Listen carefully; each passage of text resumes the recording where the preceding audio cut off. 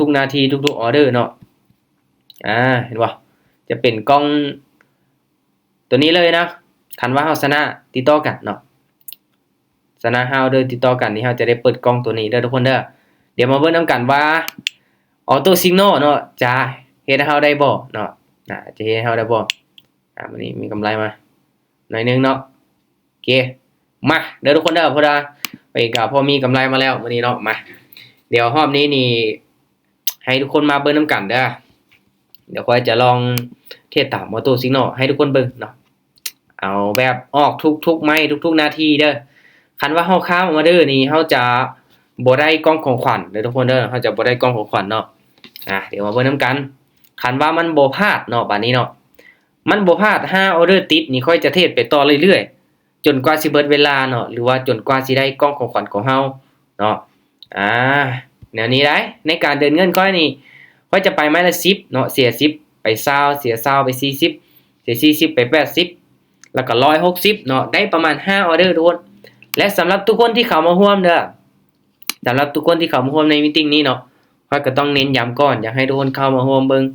คอยเทรดเนาะเป็นกรณีศึกษาเนาะหรือว่าวิธีการศึกษาตามออโต้ซิกนอลนี่เป็นจังไดเนาะให้ทุกคนเข้ามาเบิ่งเนาะทุกคนเนาะคันว่าไผที่มีงบมีต้นทุนแท้ๆเนาะอยากเทรดตามต้องบริหารต้นทุนให้ได้5ไม้6ไม้ขึ้นไปเนาะตัวนี้นี่สำคัญนะทุกคนเนาะตามในส่วนได้เนาะให้ยอมรับความเสี่ยงให้ได้เด้อทุกคนเด้อโอเคมาเดี๋ยวเฮามาสังเกตเบิ่งเนาะตอนนี้ก็มันบอกเซลล์เนาะแต่ว่าตอนนี้นี่อีเธเรียมขึ้นไปเขียวแล้วเนาะมาสังเกตเบิ่งอีกจักหน่อยเนาะสังเกตเบิ่งอีกจักหน่อยเดี๋ยวมาลุ้นมานำกันเด้อเนาะนอกจากอีเธเรียมกับ BTC BTC นิ่งเนาะมาอีเธเรียมเด้อทุกคนเด้อกราฟของอีเธเรียมเด้อมากราฟของอีเธเรียมเนาะ โอเคมาทุกคนเดี๋ยวค่อยจะเริ่มเข้าออเดอร์เลยเนาะให้ทุกคนเบิ่งเป็นกรณีศึกษาเนาะสำหรับใครที่มั่นใจกล้าเนาะอยากตามออโต้ซิกนอลก็ตามได้ทุกคนนี่ตัวนี้เลยเนาะมาเบิ่งสัญญาณมันบอกเนาะโอ้ตอนนี้นี่ขึ้นงามเลยเนาะสำหรับกราฟของอีเธเรียมขึ้นงามเลยออเดอร์นี้มันบอกบายเด้อมาเดี๋ยวค่อยจะเข้าตามบายเนาะออเดอร์แรกเด้อทุกคนเด้อตามได้ส่วนได้เด้อทุกคนวิเคราะห์ไปนํกันเนาะตามได้ส่วนได้เลยเนาะวิเคราะห์ไปนํกันมาเบิ่งนํกันเนาะออเดอร์แรกว่าสิแฮกหม่านบ่หรือว่าสิแฮกโค้งเนาะ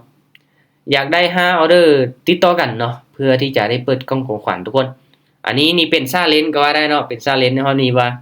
ข้อยอยากเทรดให้ได้5ออเดอร์เนาะมาเบิ่งนํกันว่าออโต้ซิกนอลจะเฮ็ดให้ได้บ่เนาะโอเคจังได๋ออเดอร์แรกเขียวงามบ่เนาะเป็นเทรนขาขึ้นค่อนข้างที่จะงามเลยโอเคงามออเดอร์แรกโอเคนับ1แล้วทุกคนเนาะเริ่มนับ1ละมาออเดอร์ที่1นี่ได้ว่างามหลายเนาะมางามๆเลยมาเบิ่งนำกันออเดอร์ที่2เนาะสำหรับทุกคนเนาะที่ว่าจะออกออเดอร์ตามเนาะทุกคนเนาะก็คันว่าสิออกทุกไม้นี่ก็ต้องบริหารเงินได้เนาะบริหารเงินจังได้ออเดอร์นี้โอ้มันบอกบายอีกเนาะตามซื้ออีกเด้อทุกคนเด้อมาตามซื้ออีกค่อยก็ตามออโต้ซิกนอลเนาะมาเบิ่งนำกันว่ามันสิได้5ออเดอร์ติดแท้บ่เนาะคันว่าเฮาตามมันอย่างเดียวทุกคนกราฟทรงนี้เนาะกราฟทรงเป็นเทรนจังซี่เด้อออเดอร์นี้นี่บอกซื้ออีกเนาะป๊อโถอันตรายอยู่เด้ทุกคนเอาขึ้นมาสูงจังซี่มาแต่ว่าแฮ่งซื้อก็มาหลายอยู่เนาะ90ปลายเปอร์เซ็นต์เลยจังได๋งามๆเลยทุกคนตามเทรนงามๆเลยได้ที่อเมริกาวินจากไม้อเมริกาโอ้น่าจะ2ไม้นี้ล่ะไม้ที่2แล้วนี่โอเคอีก3ไม้ทุกคนเนาะซาเลนของเฮานี่เฮาสิได้เปิดกล่องของขวัญบ่จากการเทรดตามออโต้ซิกนอลอย่างเดียวทุกคนเนาะมาไปไม้ละ10เหรียญเด้อเนาะค่อยจะไปเบาๆเริ่มต้นอยากเปิดกล่องของขวัญก็ต้องไปไม้ละ10เนาะเราไปน้อยก็ห้านี่บ่ได้เปิดได้ออเดอร์นี้สัญญาณมันบอกว่าเซลล์เด้อทุกคนเด้อมาขายเด้อออเดอร์นี้ตามขายเด้อมาในว่าเป็นเทรนขาขึ้นค่อนข้างสูงแล้วเนาะสัญญาณขายเข้ามาละจังได๋ไม้ที่3เห็นแววแล้วทุกคนไม้ที่3เห็นแววละจังได๋สิได้5ออเดอร์ติดต่อกันบ่ออโต้ซิกนอลรอบนี้จะจี๊ดจัดอัตราชนะสูงบ่จังได๋ลูกนิ่งไว้ก่อนเด้อออเดอร์นี้ลงมาแดงพักตัวกันขึ้นไปสูงละเขียวค่อนข้างที่จะหลายไม้แล้วนะ ออเดอร์นี้ติดแดงงามๆโอเคโอ้3ไม้ติดแล้วทุกคนมาอีก2ออเดอร์เนาะอีก2ออเดอร์เราจะได้เปิดกล่องของขวัญเนาะเทตามหัวตู้ซิกนอลเนาะไล่ล่ากล่องของขวัญชนะ5ออเดอร์ติดต่อกันทุกคนออเดอร์นี้ให้ค่อยวิเคราะห์นี้มีโอกาสขึ้นอยู่เนาะแต่เบิ่งสัญญาณบอกเซลล์โอเคทุกคนในเมื่อได้เว้าแล้วตามขายเด้อออเดอร์นี้ตามขายเด้อตามออโต้ซิกนอลไปมาเบิ่งน้ำกันออเดอร์นี้มาเบิ่งน้ำกันว่ามันสิลงมาได้บ่มันกระจงไซวิวเนาะมีโอกาสเป็นไปได้มาเดี๋ยวเฮามาลุ้นมันน้ำกันทุกคนออเดอร์นี้ออเดอร์ที่4ของเฮาออเดอร์ที่4ของเฮาลงมายาวๆเด้อว่าซั่นก็นิ่งไว้ก่อนเด้อออเดอร์นี้จังได้4วิสุดท้ายเห็นไล่แล้วทุกคนอัจจิวิน4ออเดอร์ติดต่อกันละจังได้นิ่งได้บ่ลูกนิ่งได้บ่ออกกะอีกไม้สุดท้ายทุกคนเนาะป๊าดเปิดฉากมาโคตรสวยเลยมาอีกไม้หนึ่งจะได้เปิดกล้องของขวัญแท้ละบาทนี้เนาะมาขอละไม้นี้ขอให้วินละไม้ที่5ละจังใดสัญญาณรอท่าสัญญาณทุกคนสัญญาณบอกบายเด้อทุกคนเด้อโอเคไม้นี้ตามซื้อเลยไม้ที่5มาตอนนี้ค่อยได้ลุ้นแล้วเนาะเพราะว่าคิดมาไว้แล้วว่าสีเทศตามออโต้ซิกนอลเนาะให้ได้5ออเดอร์ติดต่อกันที่ได้เปิดกล่องของขวัญในมื้อนี้เนาะมาออเดอร์ที่5ขึ้นไปจวดได้บ่ลูกแนวโน้มเป็นขาขึ้นจังซี่เทียนเกินกินขึ้นไปตอนนี้ยังเป็นแดงน้อยอยู่ทุกคนจังได้แฮงซื้อเขียวบ่ไม้นี้จังไดลูกจังได้อย่าเสมอกับพ่อเขียวโอ้ทุกคนยิ่งกว่าผิดหวังไม้ที่5เสมอโอ้มันสิไปได้จังซี่เนาะโอ้ยดูโอ้ยเขียวน้อยก็เขียวนะบ่ได้บ่เสียแต่เสมอป่ะทุกคนมานับ1ใหม่บาดนี้เนาะโอ้ยออเดอร์นี้ผ่านก่อนทุกคนเนาะโอ้ใจเย็นๆมาเบิ่งดูสิหาออเดอร์ติดก็บ่ได้เนาะมีโอ้การเนาะยมาเสมอจำแม่นโอ้เสียดายทุกคนบ่เนาะวินมา1 2 3 4ไม้ที่5เสมอโอ้เสียดายเว้ยกินมาเฮ็ดแดงเขียวอีกน้อยเดียวเนาะอีกน้อยเดียวโอเคมั้ยเดี๋ยวเฮามาเริ่มใหม่เนาะยังพอมีเวลายังอาจจะได้อยู่เนาะโอ้ออเดอร์นี้มันบอกบายเนาะออเดอร์นี้เฮาบ่ได้ออกไปโอ้โหจวดลงมาแดงบักยาวๆโอเคเอาใหม่ทุกคนเนาะเอาใหม่คือที่ค่อยได้เว้าเนาะคันว่าทรงที่มันเป็นเฟรนงามเนาะมันจะใช้ได้ผลเด้อทุกคนเด้อเนาะสำหรับออโต้ซิกนอลมีอัตราการชนะสูงอีกเนาะเฮายังบ่พลาดจังไม้เลยได้เฮาก็ออกไปนี่เนาะมีแต่เสมอไม้นึงเนาะโอ้เสียดายมาเดี๋ยวมาเริ่มใหม่ทุกคนเนาะเอาให้มันได้5ออเดอร์อีกออเดอร์นี้มันบอกเซลล์เด้อโอเคตามเซลล์ออเดอร์นี้ตามขาย10เหรียญคือเก่าเนาะเดินเงินเบาๆทุกคนเนาะมาลุ้นมานํกันว่าเฮาสินับ1ได้หรือบ่โอ้เสียดายเว้ยเมื่อกี้มาทุกคนเนาะอาจจะเป็นทรงไซด์เวย์ทรงสลับลงมาก็เป็นไปได้ทรงนี้เนาะบ่ว่าสิมานิ่งจังซี่ คันว่าแท่งเทียนมันงามชัดเจนนี่ออโต้ซิกนอลก็ใส่ได้ผลคักเด้อทุกคนเด้อคันทรงใดที่มันสวิงเนาะแบบแท่งเทียนมีการเคลื่อนที่1วิ2วิบ่หรือว่ามันนิ่งเกินไปมันมักที่จะพลาดเนาะเอ้าโอ้ออเดอร์นี้พลาดไปทุกคนขึ้นไปเขียวเสยเนาะออเดอร์นี้จวดขึ้นไปมันค่อนข้างที่จะนิ่งอยู่เนาะโอเคบ่เป็นหยังเนาะคันว่าพลาด10เท่ากับคูณเป็น20เนาะแต่ว่าอย่างน้อยก็สิให้นับ1ใหม่สิได้5ออเดอร์ติดต่อกันบ่เนาะมาลุ้นนำกันออเดอร์นี้มันบอกบายเนาะมาตามบายเด้อทุกคนเด้อตามซื้อเด้อค่อยเว้าภาษาอังกฤษกับภาษาลาวอย่าหลงกันได้ทุกคนเนาะตามซื้อออเดอร์นี้ มาโอ้จังได๋แล้วเนาะบัดนี้โอ้เป็นคู่มาคักแท้วะเขียวมา2แดง2เขียว2ออเดอร์นี้โอ้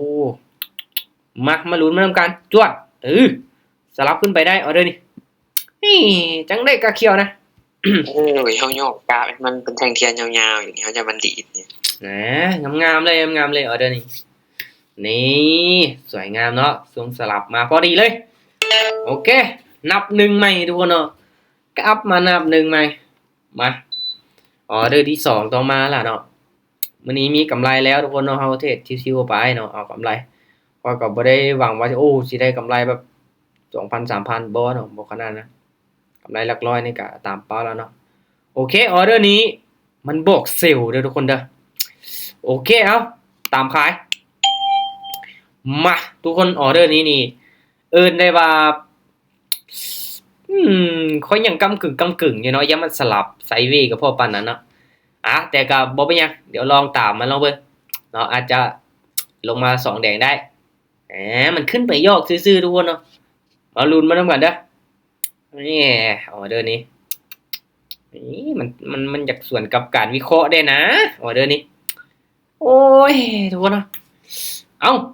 เฮ้ยจังไดลูกลงมาติโอ้ยบ่ได้ทุกคนเนาะโอ้บ่ได้เนาะถือว่าออโต้ซิกนอลของเฮานี่ยังบ่อยากให้เฮาได้5ไม้ติดเนาะโอเคบ่เป็นหยังมาจาก10คูณไป20อย่างน้อยก็มีกำไรทุกคนเนาะกำไรมา37แล้วเนาะมาโอเคออเดอร์นี้ตามขายคืออยู่โอเคมาตามขายเด้อทุกคนเด้อตามขายเด้อโอ้ลงมายาวแท้ไหมนี่ลงมายาวแท้แห้งขายมาลายแท้ การรอด5ทุกคนเนาะอินดิเคเตอร์มันใกล้ที่จะตัดกันลงมาแล้วแต่ว่ามันยังบ่ตัดเทื่อเด้อทุกคนเด้อมันยังบ่ตัดกันเทื่อเนาะโอ้แท่งเทียนตัวนี้เนาะอาจจะเป็นทรงสลับไซด์เวย์ก็เป็นไปได้เนาะแต่ก็มาลุ้นมานํกันเด้อแท่งเทียนมันลงมายาวโพดเนาะมันเป็นแดงน้อยๆทรงกลางๆประมาณนี้เนาะได้ผลครับโอ้ไม้นี้บอกว่าสิพลาดทั้ง2ไม้แล้วทุกคนโอ้เรียบร้อยไม้นี้เนาะออโต้ซิกนอลพลาด2แล้วบาดนี้เนาะโอ้ยโอเคมายังไหวอยู่ขอเพียงแต่อย่าพลาด5ไม้ทุกคนเนาะโอเค10 20 30ออเดอร์นี้40มาลุ้นมานํกันทุกคนอาศัยในการคูณเงินเนาะแบบมาติ้งเก็บออเดอร์นี้มันบอกซื้อทุกคนมาตามซื้อนะตามซื้อส่วนกับการวิเคราะห์ค่อยอีกแล้วเนาะส่วนกับการวิเคราะห์ค่อยอีกละไหมนี่เห็นบ่ทุกคนคือที่ค่อยเว้าเนาะคันว่าอินดิเคเตอร์ตัวนี้ตามลงมาเขาจะตามขายเนาะแต่ออเดอร์นี้มันบอกบายเนาะมาคันว่าไม้นี้เนาะมันพลาดนี่เฮาจะรอจังหวะในการเข้าออเดอร์ดีๆก่อนเนาะคันว่ามันวินแล้วเฮาสิออกติดๆกันเนาะจังได๋ลูกโอ้ขึ้นได้บ่เขียวน้อยกะเขียวโอ้บ่ได้ทุกคนพลาดหมด3ไม้เนาะคันว่าออกติดๆกันนี่พลาดอีหลีเด้อทุกคนเด้อเนาะพลาดเนาะมาเดี๋ยวเฮาเบิ่งก่อนคันว่ามันตรงกับการวิเคราะห์ก็น่าจะคูณเงินอีกเนาะโอ้เป็นไม้ที่4แล้วได้ทุกคนเนาะเอาดีๆได้เนาะมาโอเคทุกคนคันว่าไม้นี้มันบอกเซลล์บ่โอเคทุกคนออเดอร์นี้ค่อยสวนมันเด้อมาค่อยตามขายเนาะลองสวนมึงจักไม้นึงลองเบิ่งนํกันเนาะวัดใจนํกันออเดอร์นี้คันว่าเป็นแท่งเทียนเนาะแท่งนี้เป็นเขียวแล้วภาคตัวล่ะมีโอกาสลงมาแดงสูงเลยหรอกออเดอร์นี้มาไปสวนมันเด้อทุกคนเด้อก็ตามแน่ส่วนแน่นี่แหละทุกคนเฮาก็เบิ่งเนาะตามความเหมาะสมแต่ก็วัดใจนํกันเนาะบ่มีหยัง 100% ทุกคนเนาะบ่มีหยัง 100%เนาะทุกอย่างอยู่บนพื้นฐานการวิเคราะห์เนาะมาจังได๋ออเดอร์นี้แท่งน้อยแท้ลงมาได้บ่ออเดอร์นี้จวดอึ๊บ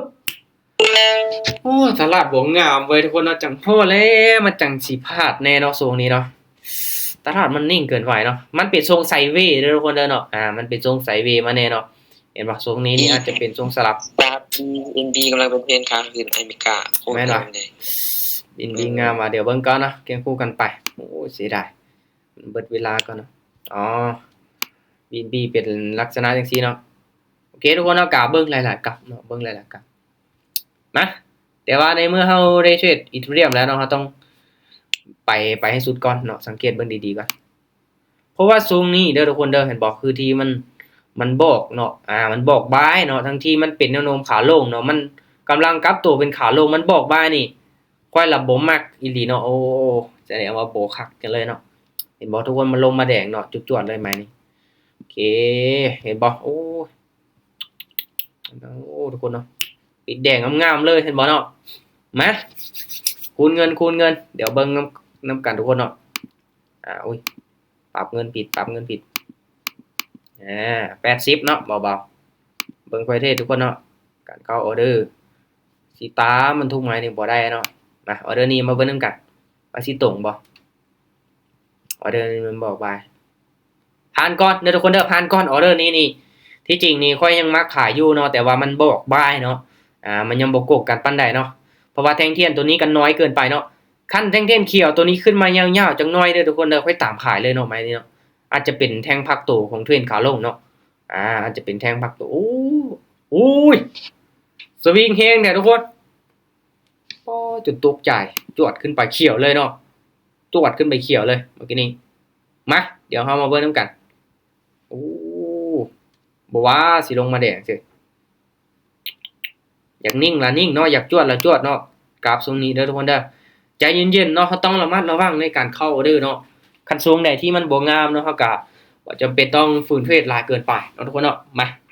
เดี๋ยวเฮามาเบิ่งนำกันเด้อว่ามาออเดอร์นี้จังได๋ออเดอร์นี้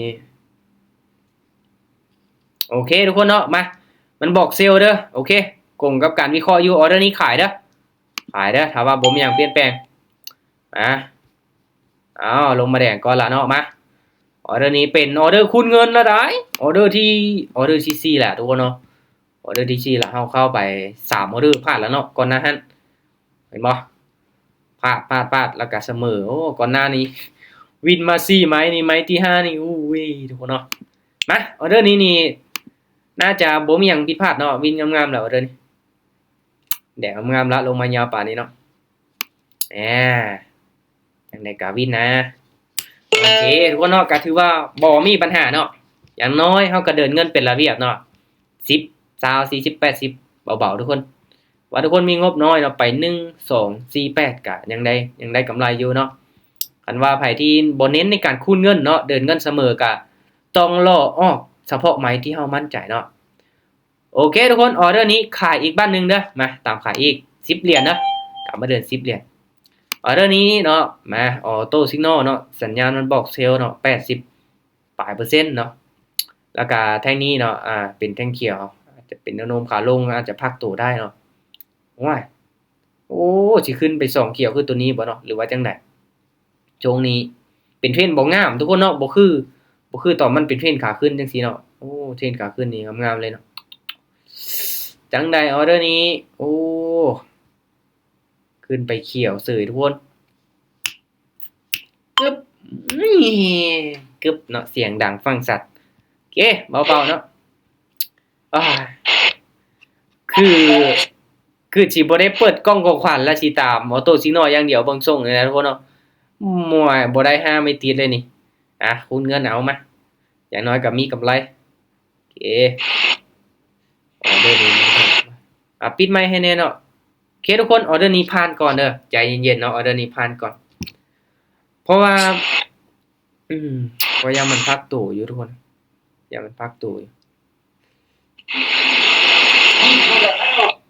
เดี๋ยวค่อยปิดไมค์ก่อนปิดเสียงก่อนโอเค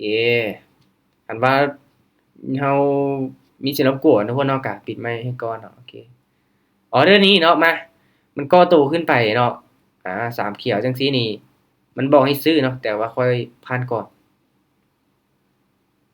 โอ้น่าจะปิดเขียวน้อยๆเด้อทุกคนเด้อเนาะออเดอร์นี้ปิดเขียวน้อยๆเนาะปิดเขียวน้อยๆมาออเดอร์นี้บาทนี้เนาะเอามาสังเกตเบิ่งขั้นแท่งเทียนตัวนี้เนาะมันยังขึ้นไปเขียวอีกนี่ค่อยมักขายแล้วเนาะแต่ก็มาลุ้นเรื่องกันสัญญาณเด้อลองตามสัญญาณเนาะจังได๋สัญญาณสัญญาณบอกให้ซื้อโอเคมาตามซื้อเด้อทุกคนเด้อลองตามออโต้ซิกนอลไปอีกบาทนึงเนาะแต่ว่าบ่ค่อยเข้ากับการวิเคราะห์ 100% เนาะอันนี้มาลุ้นมานํกันเนาะมาลุ้นมานํกันเพราะว่าแท่งนี้ก็ลงมาแดงแน่เนาะอันว่ามันสิปรับตัวไปทรงไซด์เวย์เนาะก็มีโอกาสขึ้นไปเขียวได้เดี๋ยวเฮามาลุ้นมานํกันว่าสิเป็นไปได้บ่มาลุ้นมานํกันทุกคนออเดอร์นี้จังได๋ลูกขึ้นได้บ่ ขึ้นได้บ่โอ้ยเรียบร้อยทุกคนเห็นบ่นี่บ่ได้เนาะออโตซิโน อันนี้ต่างคูณเงินไปคูณเงินมาเฮาลบ60เหรียญเลย โอ้แม่นล่ะเดินเงินไม่ใหญ่เท่าว่าเดินเบาๆก่อนก็ได้เนาะไม่ละ1เหรียญ2เหรียญก่อนแต่บอกกำไรยังเหลือ23เนาะปรับเงินเนาะไม่ที่4เนาะ40เหรียญไม่ที่3 40เหรียญออเดอร์นี้ตามซื้อเด้อทุกคนเด้อตามซื้อมาเดี๋ยวลองเบิ่งนำกันว่ามันจะเป็นจังได๋3แดงๆเนาะอาจจะพักตัวเขียวโอ้โหค่อยว่ามันบ่แม่นล่ะเนาะโอ้ทุกคนเนาะออโตซิโนไปแล้ว โอ้มันเฮ็ดเส้นกันแล้วเนาะออเดอร์นี้ ช่วงต้นวินโลหรือว่าช่วงท้ายมา โอ้ เลย ทรงแรกนี่มีงามๆทุกคนเนาะทรงนี้นี่ไปแล้วเนาะคนละทางล่ะ เป็นเทรนขาลงเนาะมันบอกซื้อเสียเนาะโอ้คิดว่าพลาดตัวเนาะโอเคบ่เป็นหยังทุกคนกันว่าเฮาสิตามมันตรงไม้ก็จังซี่ล่ะเนาะพลาดไปหลายไม้แล้วเด้พลาดไป3ไม้แล้วเด้ทุกคนเนาะมาโอ้ยเอาดีๆได้เนาะโอเคยังพอมีกำไรอยู่ไม้ที่4เนาะยังเหลือโอกาสอีก2ไม้เนาะ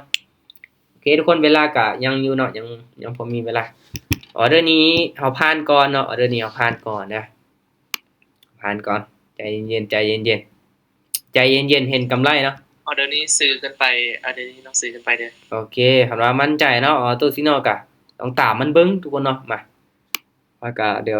รอทาเบิ่งก่อนเนาะว่าสิตามมันทุกไม้นี่ก็อันตรายนะโอเคไม้นี้ต้อง80เหรียญเนาะคูณเงินไป80ช่วงนี้มันมักออกตาม4ป่ะ ตัวนี้ก็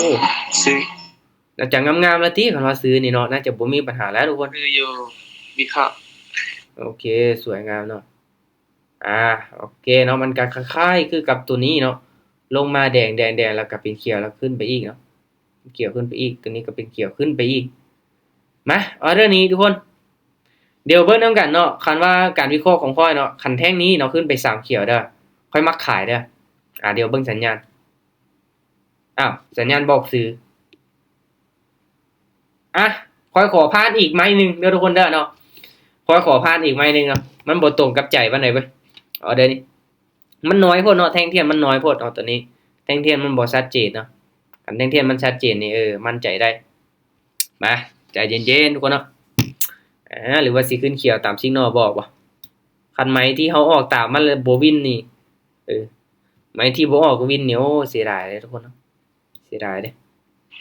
ตามจ้ะ โอเคตามตัวสิกนอลบ่ทุกคนโอ้ได้ผลเนาะได้ผลจังได๋มามันได้ผลละทุกคนเนาะมันได้ผลละมันวินไป2ออเดอร์ละวินไป2ออเดอร์ละไม้นี้เราต้องวัดใจกันอีกสักตั้งมาออเดอร์นี้สัญญาณมาโอ้สัญญาณมาซื้อเนาะโอเคทุกคนออเดอร์นี้ค่อยขายเด้อ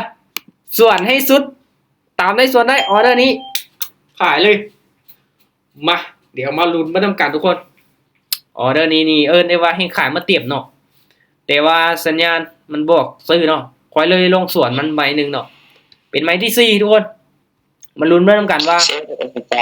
ไม่ตามบัดพลาดไม่สวนบัดมันวิน อันนี้ก็อยากยอมเพื่อกันนะโอเคเดี๋ยวมาลุ้นมาทำกันเนาะตอนนี้ก็ยังปิดเขียวน้อยอยู่ยังก็เกิดขึ้นได้เนาะจังได้ปึ๊บโอ้ไม่ได้ผลทุกคนเนาะโอ้อย่าทำเนาะโอ้เสียดายทุกคนโอ้ ตามไม่วินล้วนเลยครับ แมนมายังเหลืออีกโอกาสอีกเนาะก็ยังมีโอกาสคูณเงินอยู่เนาะต้นทุนยังอยู่เด้อทุกคนเด้อเนาะโอ้ยโอเคมาบ่เป็นหยังเอามาเบิ่งนำกันเนาะออเดอร์นี้โอเคออเดอร์นี้มันบอกเซลล์ทุกคนตามขายอีกมาตามเด้อบาดนี้เด้อตามเด้อตามได้บาดนี้ได้บ่ส่วนได้ทุกคนได้ว่าไม้นี้เต็มคาราเบลละไม้ที่5คูณเงินมาไม้ที่เฮาตามบ่ได้ผลนี่แสดงว่าเฮาบ่หมานเด้ทุกคนเนาะไม้ตามละไปคนละทางนี่ยุ่งอีกได้เนาะเดี๋ยวมาลุ้นนำกันตอนนี้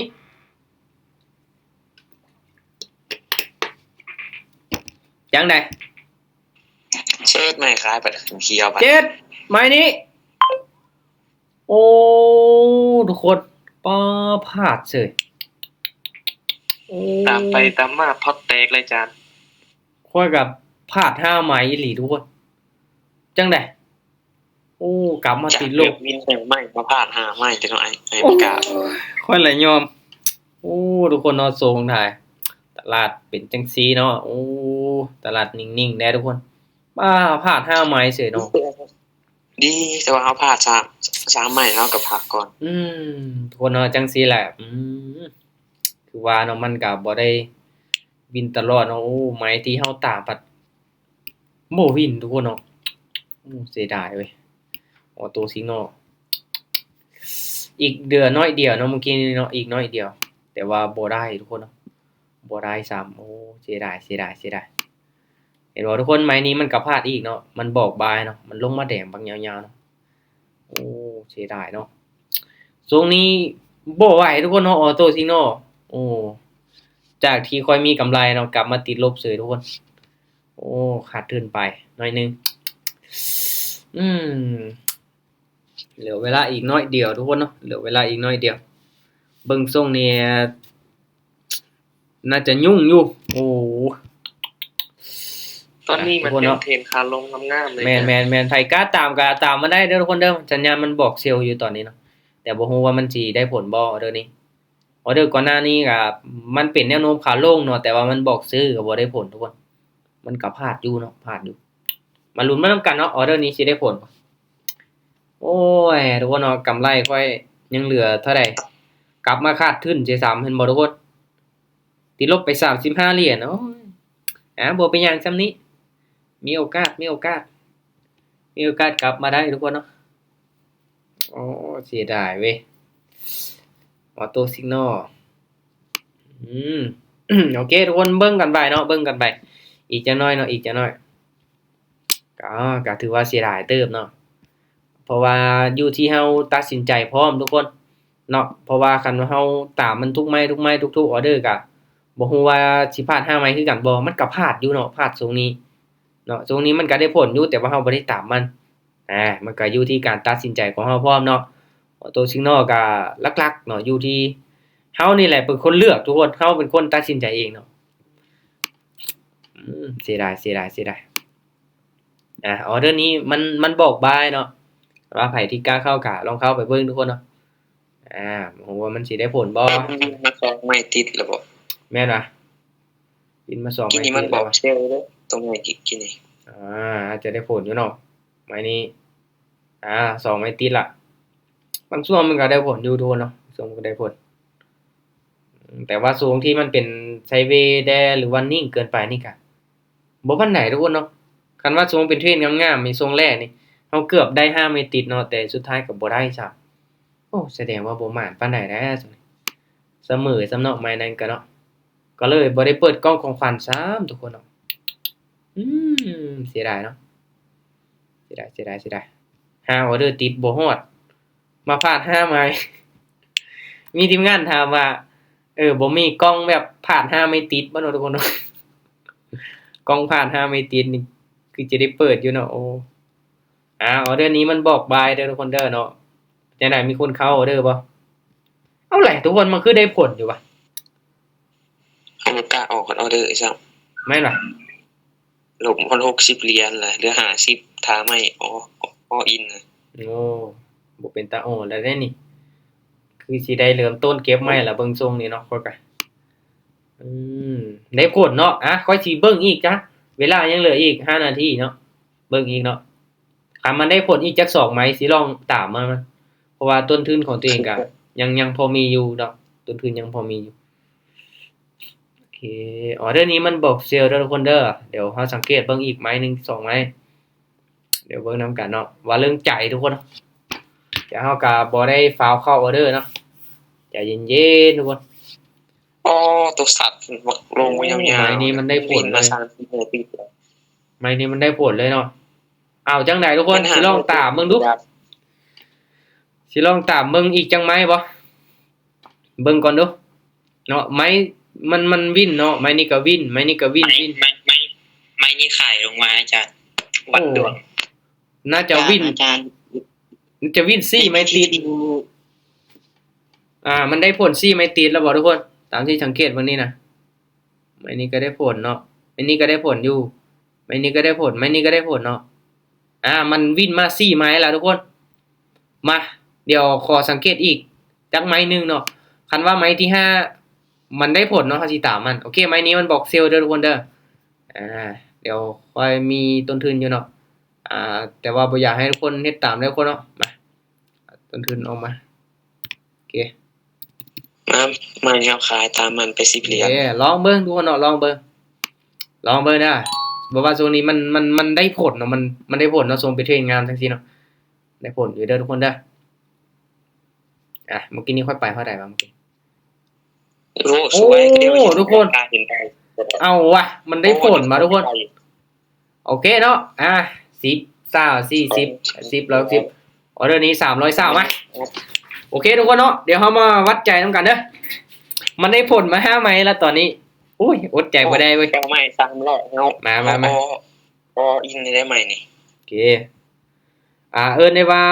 เป็นคูณเงินไม้ที่6เด้อทุกคนเด้อเนาะข้อก็บ่มีต้นทุนอยู่เนาะก็เลยกล้าไปเนาะมา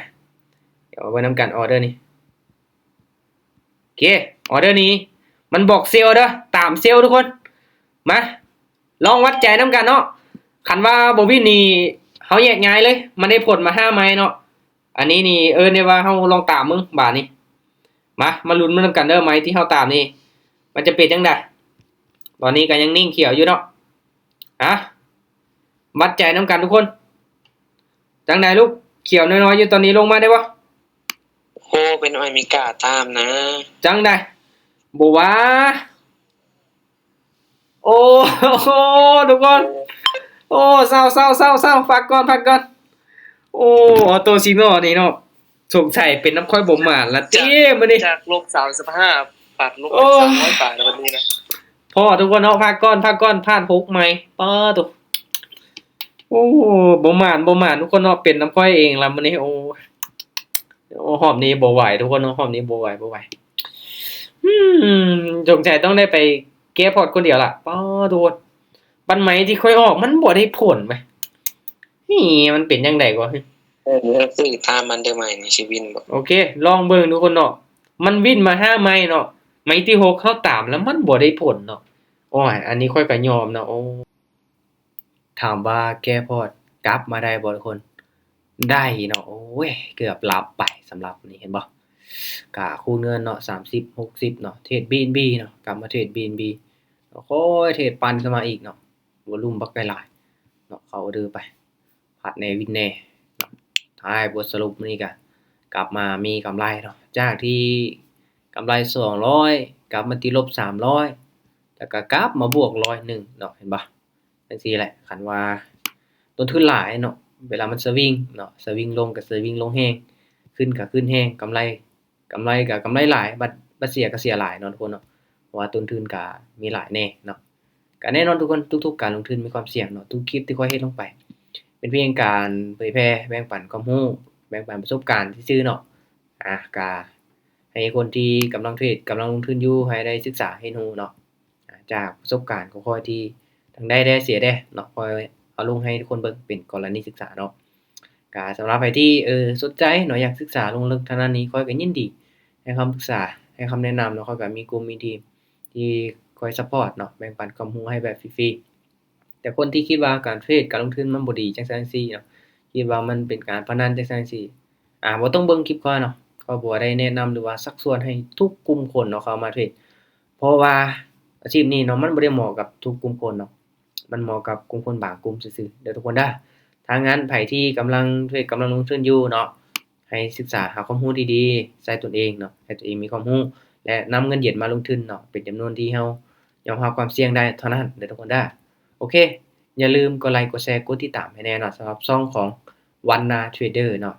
เป็นช่องในการให้ความรู้เกี่ยวกับการลงทุนเนาะใน Cryptocurrency ทางด้านหลายๆอย่างเนาะที่ข้อยจะแชร์ลงไปเด้อทุกคนเด้อฝากทุกคนกดไลค์กดแชร์กดติดตามเพื่อเป็นกำลังใจให้ข้อยแน่เนาะโอเคบ๊ายบายทุกคน